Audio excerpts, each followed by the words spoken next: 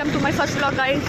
आज हम लोग निकले हैं सुबह सुबह मॉर्निंग वॉक पे। इतना सारा कोहरा हो रहा है। मेरे साथ है पापा और दीदी। तो गाइस हमने यहाँ भगवान जी से थोड़ी शक्ति मांगी। आज तो आपने बुला लिया वॉक पे, कल भी प्लीज़, कल से भी बुलाइए, वरना मेरी वॉक तो बस एक ही दिन की होती है। गाइस हम लोग गए थे आज यहाँ रनिंग पे। हम लोग यहाँ पे मैच खेल रहे हैं। बहुत ज़्यादा कोहरा हो रहा है। मेरी तो रनिंग वॉक में चेंज हो चुकी है।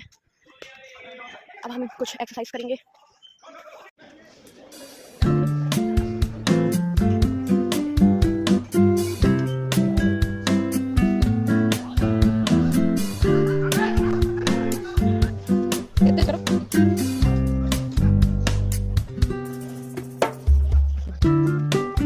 पापा भी आ गए।